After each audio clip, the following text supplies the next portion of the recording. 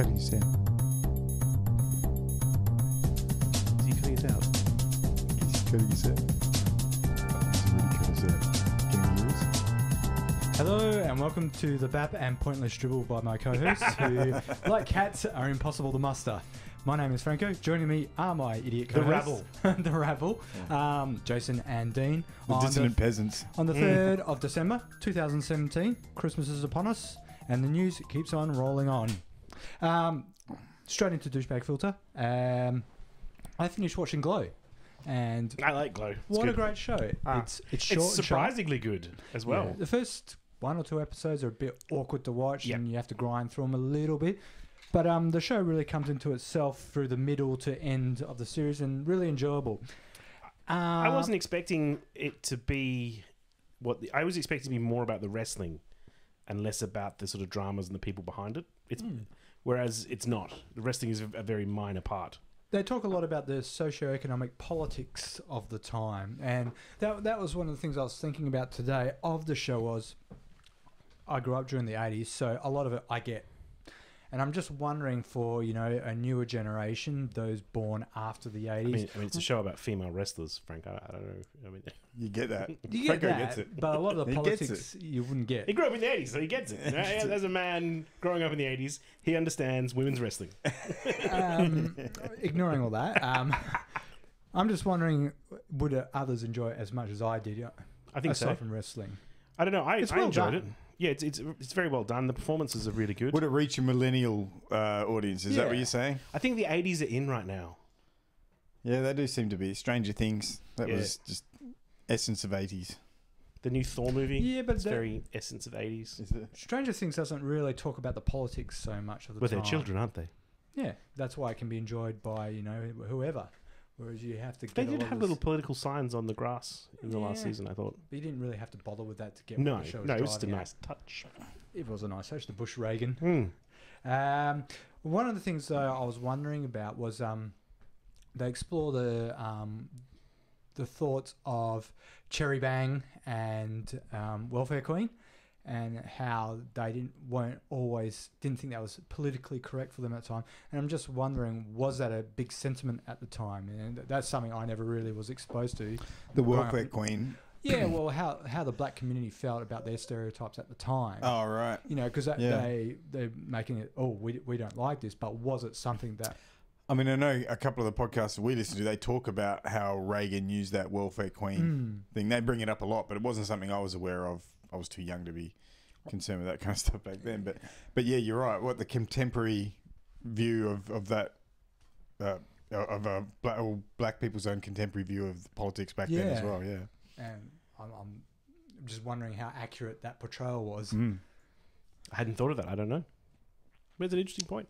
It's probably more my ignorance of black culture during the 80s. Well, growing up as a the white reflection man on the who show. understands In Australia, I would have thought you would understand black culture as well. I mean, black culture to us was Eddie Murphy Raw. Yeah. I mean, really, that was about it, right?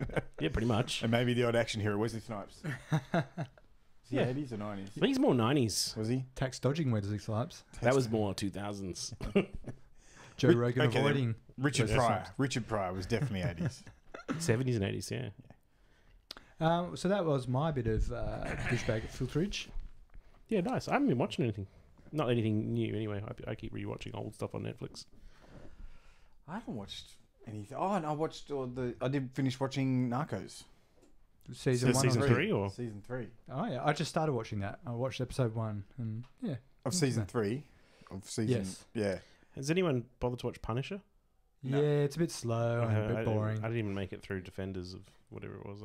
I'm over superheroes. I was just curious. Well, The Punisher was great because there was a lot of just... We're not going to really delve into his past. We're just going to hint at it and that's it. Whereas now, it's just boring. Right.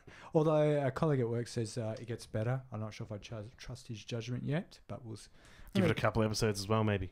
I'm not hooked into. So is this binge the watching. same? This is the same Punisher that popped up, same actor that was Yeah. in John Jessica Bethel. Jones and Yeah. and He was that? so good that they gave him which his own series. which is pretty good, and it apparently his own series isn't quite living up to.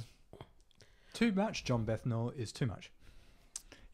45 minutes of John Bethnal exploring the Punisher is too much. At the moment, there's been a lot of why so emotional and less of the Did Right, yeah. have you watched that Punisher movie that was the podcast? No, I have. Is it good? It is. It's really good, and I think they got it right. In there they were talking about this was a director who was put in charge of a big Punisher movie with a bit of a budget, and she didn't know comic books or anything like that. But she went and talked to the right people and put together. She just, as a novice's eye, casting her eye over the comic books, recreated them, and did it so well that the fans were just really pretty happy about it. Yeah, but it wasn't necessarily a movie that was reaching other people because it was ultra violent. Sometimes when they dumb something you love down to reach a wider audience, it's annoying. Yeah, well, I'm the looking fans at you, appreciated the modern violence. day J.J. Abrams Star Trek movies. One of the things she found most difficult to deal with in terms of critique was she was actually lifting straight from the comic books some of the violent acts, Yeah. and was criticised for it. And I was like, well, that's from the comics. Yes, This is yeah, not from this my is- mind. I didn't make this stuff up. This is sick. No, it was a really good interview with that as well. Anyway, that Punisher, I think he was a pretty good Punisher in the guy in that movie. Okay. Easily as good as the guy in Jessica Jones, but Look, I was just curious because I wasn't sure he could carry it on his own. But and maybe you can't. wow, yeah, I think he's fine. I think the script's a bit short, lacking. okay.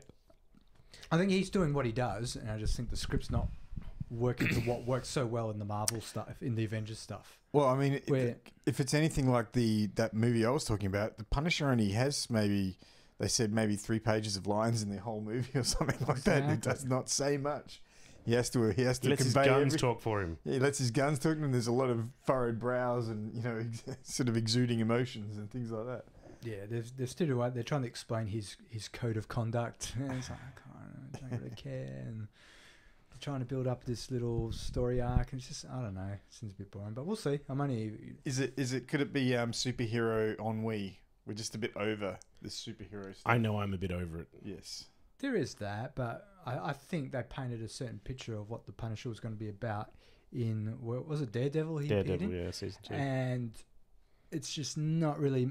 It's probably like, I was going to say Kung Fu, but Iron Fist. Yeah. Seems like a good idea. It's just Yeah. I don't know. I actually didn't mind. I found Iron Fist kind of watchable. It's okay. Yeah. But I'd been prepped in advance by people saying it's not that great. I liked everything other than Iron Fist himself. All the other characters around him were great. Yeah, fair He enough. was a bit weak. Yeah. I'd come off the back of Luke Cage, and then I gave it a long break because I was like, I'm really over superheroes. I don't want to watch anymore. And I watched Iron Fist on a plane, trapped in the sky, so didn't have a lot of other options. Yeah. And I stuck with it, and it wasn't terrible compared to the other things you could do on a plane, like Get a thrombosis. yeah, yeah, deep vein thrombosis, pretty good. Gotta recommend it. If it comes down to a choice of those two, Iron Fist. go with Iron Fist. Much better than a deep vein thrombosis. Well, it sounds like we're a bit short on the douchebags filter. So hopefully douchebags be gone. Newsies. The only one thing I really thought I'd bring up was where the same-sex marriage bill, private members bill, is at, because there's this sort of perception out there that's all passed, done, and dusted. Not quite. It's sort of it's going through the bureaucracy as we speak. So last week It got through the Senate. it passed the Senate, which I didn't realise that. I thought it would go through the House of Reps first, then the Senate. I thought the That Senate is the was traditional passage for bills, yes. Right. How come it hasn't followed this? Because this path? has gone in as a private members bill, so it was submitted by Dean Smith to the Senate because he's a senator, Oh, okay. and then they voted on that. Now they're going to the House of. So it's a reach around bill. It is basically, in a way, if you want to go for that fun, sure.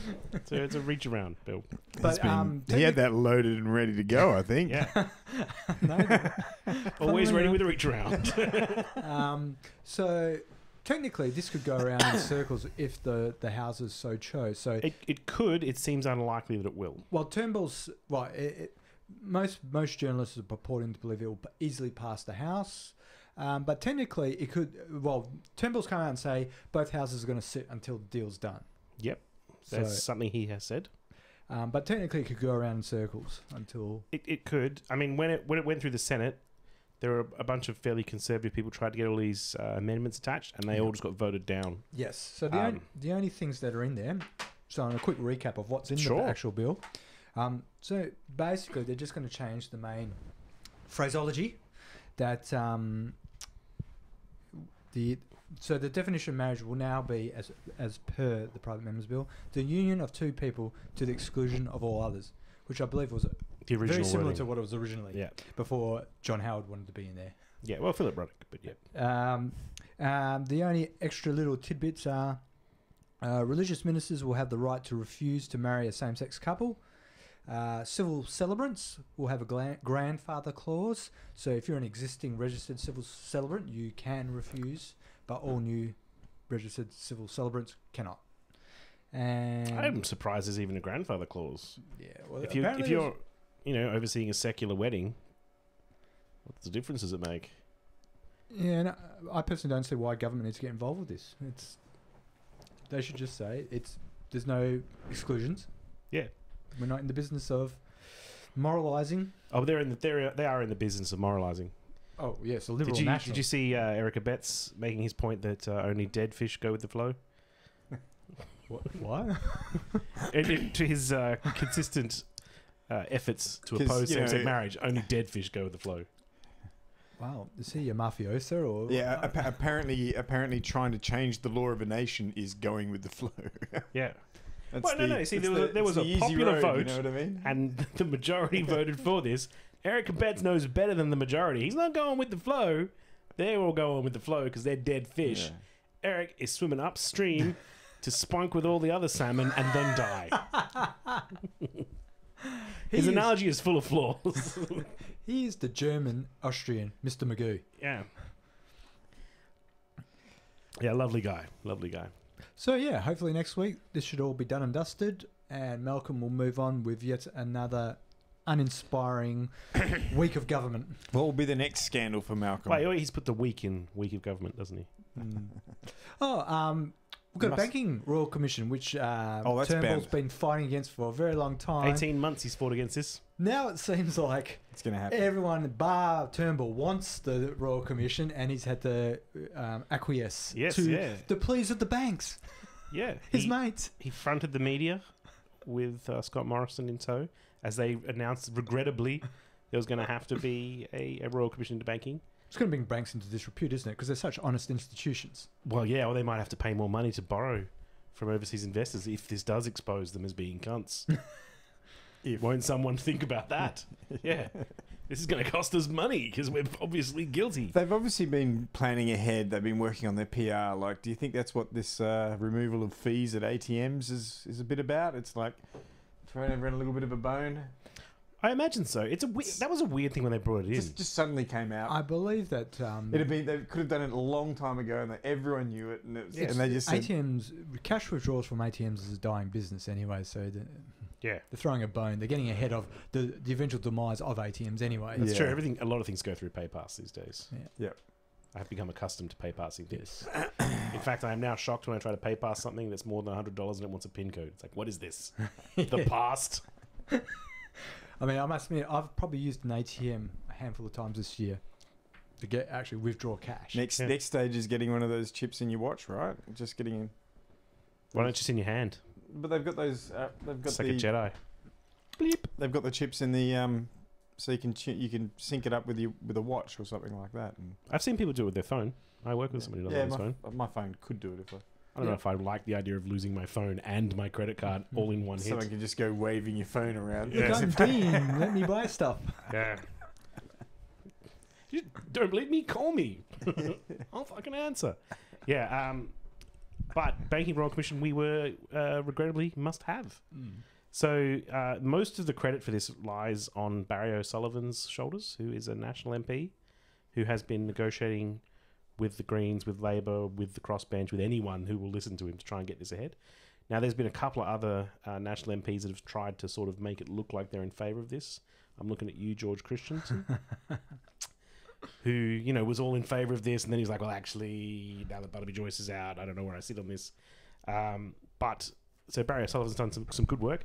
But by Malcolm getting out in front of this, he's actually been able to set the terms of reference and also the timetable, which are pretty interesting. So the Royal Commission that the Coalition brought in to examine corruption in the unions, the same Royal Commission that made only one conviction, They had 2 years for that. This Banking Royal Commission gets 1 year. Obviously, union corruption and catching one guy out, bigger job, more important. And the terms of reference for this are pretty interesting as well, because it is precluded from looking at macroprudential policy regulation or oversight, which is to say that this Royal Commission is not to look at how banks manage risk, which I feel is one of the areas you'd probably want them to look at in quite a bit, like unfair loans. Isn't that it's kind of the point, right? This is the bit that bugged me. I was like, hang on a minute. It's kind of the point. You're giving them a year to faff around about the core factor stuff. of their business when it comes to loaning money out. Yeah, is and managing how risk. they decide whether to loan money out is about how they handle risk. So although Malcolm is playing this off as being regrettable, he's still getting the Royal Commission that it was inevitable and had to happen anyway, now out of the way, and it's been gotten out of the way in such a way that, is probably in favour of the banks, even though they themselves were asking for this as well to sort of clear the air. And it'll just perpetuate that thing that my conservative uncle might complain about every Christmas, is that another Royal Commission, they never accomplish anything anyway. It was just like, this is true. I mean, there are a lot of cash to spend. A lot of cash to spend, and you don't get a lot out of them. Obviously, your uncle, conservative uncle, he might be like John Howard and just view this as rank socialism. Well, because to some extent, he's very correct. You know what I mean? There was the Aboriginal Deaths in Custody Royal Commission that really not much... It did find a lot of interesting things. But nothing actually happened about it. Yeah, none of the recommendations were followed through on. That's right. Which is a hassle. And the other part about this Royal Commission, which is quite interesting, is they've also expanded the scope of it to investigate industry super funds, which, as I'm sure you will all know, are run by the unions and therefore must be evil, in spite of their average returns being 9.8% versus the for-profit super funds returning 7.5%. Oh, wow. Clearly, these guys are corrupt and siphoning money to unions, even though they're returning more money to their members. Well, I feel like they should be making some recommendations to the banks to how to do their jobs. They're not allowing the bankers to make as much money off the super funds as they should. No, they're not. So, I mean, it's interesting to see, basically... And that's the real crime, Dean. That's the real crime. Isn't it? Won't someone please think of the bankers? Yeah. What are they going to do, those poor bastards? Well, aside from Malcolm, somebody else think about that. Malcolm's definitely thinking of the bankers. But the other thing I thought was pretty interesting that happened this week was off the back of the Queensland election loss, where the LNP was pretty comprehensively decimated, and smack in the middle of Barnaby Joyce's re-election campaign, which it went okay for him, in case anyone there was very well, actually. Worried. Yeah. Landslide. I mean, it was already a very safe seat, and all of the polling I had seen leading up to it was indicating people were pissed off that Barnaby was even being kicked out in the first place. So, anyway, Barnaby's going to be all right. But the New South Wales Deputy Premier and the state head of the national parties, John Barilaro, came out and on Radio 2GB on Friday morning and asked Prime Minister Malcolm Turnbull to give all Australians a Christmas present and quit. Yeah, that's right. Which I thought was pretty fucking good. This is unprecedented. Yeah. For a sitting Prime Minister to be called out sniping by his own... your own captain from the sidelines. And I think I heard vaguely, I think I was watching commercial television news and they had Turnbull on there responding to it, and he was like, well, that's his opinion, and that's fine. He was ambushed, he seemed really flat-footed about it. Like, how do you respond to this? Your own minister just coming out and calling on you to resign without a spill happening. Yeah, the government's a problem. Malcolm specifically is the problem. He was on Melbourne's Radio 3AW almost immediately after and was again caught flat-footed when he was asked about this, and he said, look, there's a good chance that Barilaro was just trying to ingratiate himself to Alan Jones. He's never come to me once in private and expressed anything remotely like this. So his way of ingratiating himself to Alan Jones is to come out on very public attacking the radio, Conservatives, attacking his boss. I mean, Alan Jones is a Tony Abbott man. Well, okay. But you're right. I mean, he's attacking the Conservative captain. Meanwhile, on the campaign trail, Barnaby Joyce, this is the day before the election, came out and said the comments were very unhelpful and somewhat insulting, which I thought was a measured response from Mr. Joyce. It's a restatement of the obvious, really. Yeah. Well, the last thing he wanted when trying to go through a re-election campaign is to talk about this. He's like, no, I'm trying to fight for a re-election. Can we please talk about that instead of being interviewed on the air to talk about anything but what I'm going through right now. Another party as well. It's not his party. Well, the last thing Barnaby wants to talk about in New England is Malcolm. Yeah. Well, did you see, however, that Malcolm was there once Barnaby was safely re-elected? Malcolm was there, beer in hand, celebrating with the very, very popular Barnaby Joyce, just hoping that some of that popularity would wash off as a byproduct. How much campaigning did Malcolm do in New England before it was a done deal? I don't know. I'm saying pretty much zero. I'm uninformed as to that. I imagine if I was up for re-election and I was a member of the coalition, I would ask Malcolm not to do any campaign. I don't think Malcolm gets invited to many campaign re-elections. I mean, especially over here out west, John Howard gets invited instead of Malcolm Turnbull. I remember when Andrew Hastie had his by-election in the seat of Canning, they got Howard over. They didn't get Malcolm out. Malcolm, stay there. Tony, you stay there. You guys are unpopular. We'll get eyebrows out. What WA needs is some more bushy old wombat eyebrows. And the other interesting thing that happened while Malcolm was at Barnaby Joyce's celebration was that he said that he's pretty sure the coalition are now through the worst of the dual citizenship saga, and that come Tuesday when all MPs declare their heritage and their parental heritage, he doesn't imagine that the coalition will have any more questions to answer, but he thinks Labor does, which I thought... I was listening to another podcast and they were talking about the reason Labor hasn't had such an issue. Apparently they actually have more stringent vetting of their candidates before. I mean, or something, and actually filling in certain sections of whatever application forms. And I mean, the Liberal Party does have a lot more established independence for their members as well. Like, it is okay for a Liberal Party member to cross the floor. It is not okay for a Labor Party person to do that. Like, if you're in the party, there are more strict rules to follow. So it would make sense that there are also more strict rules to follow when becoming a member, because they want to make sure you're going to stay there. But I was reading Andrew Bolt's Bolt report, because it's become a regular mainstay for me these days. I've started finding that if I can every now and then as well. Yeah, and he described this as a false dawn for Malcolm Turnbull, and said that Barnaby Joyce's popularity in New England has nothing to do with the federal government, which I actually think is fair and accurate. I think I agree with Andrew Bolt for once. Yeah, his assessment of that was spot on. I was going to Andrew Bolt's site on the Herald Sun because I was really interested in seeing. He had mentioned all week that there was this Conservative MP that was sitting in the House of Reps who was going to resign if Malcolm Turnbull stuck around, and everyone was wanting to know who it was. He was like, I can't say. I promised I wouldn't say, but they're going to resign before the end of the week. That didn't happen. So he posted an entry to his website probably about an hour ago saying George Christensen is a wimp. And outing him as the man he was talking to, who was going to resign from the coalition rather. Wow. And stand as an independent, and he's published a bunch of responses from George and stuff just so everyone can see what's going on, because he's like, you put my credibility on the line. I'm not. I'm gonna disclose. So he must have come to this guy and said, here's a scoop for you. Here's a scoop for you. Resign, yeah. He was trying to use him to put pressure on Malcolm to sort of get rid of him and stuff, at a time when Malcolm was probably at his weakest.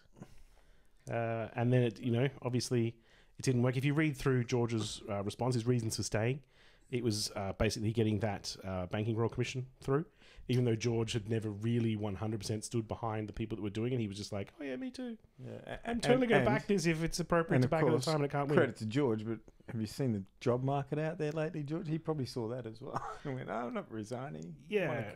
Well, he was going to stay in Parliament. He was just going to pull out of the Liberal Party. Oh, is that all? Or the LNP, rather, and sit as an independent. Just a point of order. Malcolm Turnbull's weakest moment is a very broad window. It's a window of 2 years. It is, but I think that losing an MP right now would be catastrophic. Oh, yeah. Even though Barnaby Joyce has come back, if George Christensen left the tent. How much? What does it take to block supply? How many one more MP. That's it. They currently have, I think it's 70. Actually, with Barnaby coming back, they're going to be back to 74. That's a good point. Yeah. No one's allowed to take a break. But right now, John Alexander is out in the seat of Bennelong, and up until recently, Barnaby Joyce was out, and the government had a one-seat majority. But they had the Speaker filling that role, so it was 175 to 175, so they were currently sitting at 174. But Kathleen McGowan was giving them a vote, which was pushing them to 175, which meant they were fine. So that was close. Touch and go. And George Christensen, as ever, continues to disappoint me. in the best possible way. Yeah, well, yeah. Well, I mean, to be fair, the only way to really for you to get it to be happy with him is if you did leave, right? Look, he's a good source of. He's like I read George Christensen's Twitter page, like Frank reads Corey Bernardi's blog, for a source of information, but also a little bit of humour. George Christensen's Twitter page is full of crazy stuff. It's Loontown. But I had hoped that Loontown population would become zero and he would move into a new town. Bolt seriously didn't think Christensen was going to resign, though. I think it was good for him either way. Yeah. If George leaves, fine. If George doesn't leave, I'm going to out it and say that George is going to leave, and it still makes the coalition a little bit weaker. I think this is the better outcome for Bolt, who I despise. Maybe. He was he at the head of the article. He was talking about how he'd be hanging out with Milo Yiannopoulos as well, and discussing all things conservative politics. And while this is all going down, How is that guy still relevant at all? I don't think he is in America. He's still popping up on the news. He's still popping up on news cycles. He's bounced back quite well, considering he did how disappear he for a while, and then all of a sudden he's back on. He's doing college gigs and things like that, and it's like, what the fuck? He's a bit funny. Yeah, he's a good. Well, when you say it like that, Dean. I think he's funny. I do. I think he's funny. I think he's an asshole, but he's a funny asshole. He's a clever orator. He's a grifter. Yeah, I'm not disagreeing with him. Grifter. I don't even think he believes half the thing he says. No, I'm pretty sure he doesn't believe any of the bullshit, any of the actual bullshit that he says. He's a grifter. He picked a niche and he was working in that niche. And there's those emails they're talking about how they were going to be the marketing they're doing behind Breitbart and how they're going to be pushing certain stories and things like that. He's just a grifter. Anyway, he's somewhat probably mentally deranged in a lot of ways. Well, he's in very Australia, flexible soon. morality. He's it's in not Australia. Flexible sanity. Right now, he's in Australia right now. He's on a speaking tour. People can go see him and gauge for themselves if he's just crazy. I was thinking funny. possibly. I mean, how much are tickets? Because he was coming to Perth, wasn't he? Like $80. Yeah, I'm not paying $80 just to go and fucking. Because there's a certain amount of value I would put on seeing the guy live. But Is it like $75? I am it's just open with to my going. current budget. $80 is just like about $90 too much. Right. Well, I'm probably going to go along and just check him out. Someone paid me $10. I would go and see him. Someone gave you a ticket and paid you $10. Over to you, go. Dean. Right, I'll think about it. I'm more worried that people wouldn't think I was conservative enough to be in that audience. They would just sniff me out as a softy lefty. You're not going to go wearing your Che Guevara t-shirt? An hour and a half of listening to conservative drivel is hard going. But Even if it is Milo Yiannopoulos. No, absolutely. Once again, I've listened to a couple of those Red Ice radio things, and man, that white aggrievement, it's strong and unrelenting. I think to really understand the what you're up against, you've got to be willing to listen to the things he's. No, absolutely, Dean. But just Jesus, I'll send you the link to this Red Ice radio because Franco tried to listen to a bit of it. Oh, man, it's Blair Cottrell on there. It's got Australian content and everything. It's hard work. It's a hard slog to get through. I suppose the difference between... I always hate boiling things down to a left and right because I never feel like it's a two-dimensional aspect of politics. It's more 360 and people lie in all sorts of different dimensions. But I think that if you're going to boil it down to left and right, I think one of the main differences between left discussions and right is that left discussions are founded on a grain of truth and then they go out in all sorts of directions, whereas on the right it's founded on a grain of nonsense and tries to find some sort of truth to justify the nonsense. Yeah, maybe. I was listening to the radio on the way over here and there was a woman on talking about the dangers of nuclear power plants and how the world was going to end in nuclear winter. Now that's based on a grain of truth. I will concede that it is possible. However, it was fucking nonsense. It was fucking nonsense. And I get really angry as someone who a lot of the time sides with the left on a lot of issues. I am pro-nuclear power. I'm massively pro-nuclear power. It's something basically that does inevitable. surprise me about you, and I don't think it's at all inevitable. Okay, Jason, how are we going to leave the planet? I don't think it's at all inevitable. What are you going to use? Wind power in the vacuum of space? Tidal power.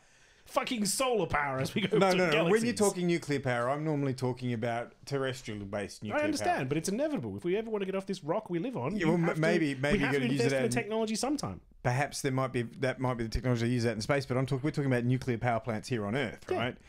You can be off in your little space visitation sort of area, but we're talking about real nuclear power here on Earth, Yep. and that's an issue. I mean, it's quite simply. Every single disaster that has happened with a nuclear power plant has either been out of rank stupidity, like pulling out all the control rods, or not funding the maintenance appropriately, like Fukushima. And yet it happens, right? No, the technology's sound. It's the irresponsibility of humans that's the problem. Yeah. I don't know how many more accidents. I mean, why does there's the a mean accidents time happen? to failure with It's just the- about the everything lower- you do, The right? lowest possible bidder gets the job, and this is the fundamental issue but- of managing a it's a- technology that can be dangerous when not managed properly. The danger is the catastrophe that comes from nuclear power because there's a mean time to fail. There's a certain background percentage of things that will fail, right? Yep. True. And it may happen, as has happened in a few different Malcolm places. Turnbull's government. And with nuclear power, the risk is simply too great. When poorly managed. Okay, I mean, it's just that we're gonna keep building nuclear plants until and a certain number of them are just gonna fail and fuck up a there's certain large area of the There's space. an inevitability. We'll have to change from fossil fuels to something else, and unless we somehow manage to extract what we need out of solar Renewable energy, energies, yes. Renewables, nuclear is Well, I the mean, path of least resistance. it's. I think in some ways it's been proven to be almost We perhaps have obsolete. we have somewhat of an advantage in this nation in that we have Yeah, but a shit ton of desert and a shit ton of sunlight. yeah, well, Germany met a certain large percentage of its own requirements last year and was actually exporting power at one point, and that's not exactly the sunniest nation in the world. Yeah. So, and these are still early days of renewable energies. Anyway, the outlook that nuclear power is absolutely required for terrestrial-based stuff that's an issue, and I don't think. I think it will be required. And like I said, long term for the benefit of humanity, we have to get better at that. Have to. It's Yeah, go and do it out in space. Go do that shit out in space. harder. Well, that's what you're talking about using it. So go and use it. You got to be good at using it and then take it into space because you can't even get rid of heat very efficiently in a vacuum. Like it's a lot harder to deal with it in a vacuum. Anyway, it has to happen. The other interesting thing that happened this week, I got sidetracked by crazy leftists. The other interesting thing that happened, it's fucking crazy to imply that building nuclear power plants will lead to nuclear winter. That's crazy. I'm being sidetracked again. You're looking at me like it's not crazy. It's fucking crazy. If Kim Jong-un starts shooting nuclear missiles at Donald Trump and Donald Trump starts firing back, that will lead to a nuclear winter. Yes, it'll glass cities. That's totally fine. That's a bad thing. Economic provision of nuclear power, not necessarily the quickest path to nuclear winter. Yeah. Nuclear exclusion. I Mind guess you- just go holiday in Fukushima or something like that. Mind and go you, and see, I believe see what it's like in that area. I think it was Cory Bernardi who this week says that we could be the Saudi Arabia of uranium, which I thought was an interesting vision for our country. Wow, that's It might not have been Cory. It was someone like that, suggesting that we have a shit ton of uranium. We could be exporting this to everyone. We could be as rich as the Saudis. We like to import and abuse guest workers. It's very much the same as, Yeah, no, right? as the Saudis. I reckon we're already halfway there. Well, we've got all the bad stuff, but not the cash money. That's right. We're doing all the hard work. Yeah. Doing all the hard doing work up heavy front. lifting for free. That's right. All right, so that's me done with ranting about leftists for a little bit, because former ALP star, rising star, and apparent Chinese plant Sam Daystari was once again in hot water this week for his relationship with Chinese businessman Huang Xingmo. I'm saying that wrong, but anyway, he's the guy who paid his legal bills before. Yeah. And people found out, they're like, hey, Sam, that's not really cool. That's a private bill. You don't really have to pay, a foreign business pay for influence for that. But he specifically was recorded suggesting that the two of them leave their phones in his office and have a conversation outside because there was a good chance that ASIO had bugged his phone. Now, I'm assuming we can only find this out because ASIO had, in fact, bugged his phone.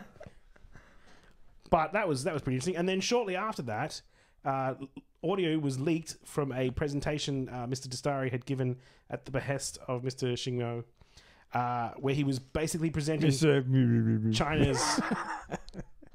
Yeah, fuck you. Oh, you got a problem? No, it's just like Mr. I'm actually looking down at my page and it's Manfred Sigma O. Johnson. But it's I'm not like it's really hard for me to I know, I get it. fit It's that hard. into a sentence. I just like the way. Nuclear powers are never bitch. So I'll anyway, start a fucking Daystari nuclear was war over this in right trouble now. because he said he couldn't remember exactly what it said, but that he'd presented, it had been factually incorrect. And then audio was leaked from his presentation where he basically presented China's policy on the South China Sea as if it was the policy he stood for. So the ALP policy is freedom of navigation. Sam Daystari's policy is that shit belongs to China. It's a little bit obvious. Yeah, a little bit obvious. Shortly after that, Bill Shorten said it was the last time he was going to let him down and asked him to resign from his position as junior Senate whip. And the government have had their only win of recent times by calling for his resignation and to be removed from Parliament. To be honest, they really haven't got the mileage out of this they should have gotten. That's a reflection Wow. of their own poor Do governance. you know what happened today, Frank? Oh, no, I don't. The coalition have announced a new policy announcement on foreign influence. Very suspiciously timed, I might add. So they're going to have a register now, much like the Americans do with their Foreign Agents Registration Act. The coalition is going to seek to end all foreign political donations and then have a register of any political people who have interests in foreign countries. So it seems like Daystari maybe was a little bit set up for this, but he had it coming. Yeah. Fucking Yeah, leftist. He probably doesn't believe in nuclear power either, Jason. Why don't you go hang out with Daystari then? And your Chinese buddies, comrade. I, for one, welcome our new Chinese overlords.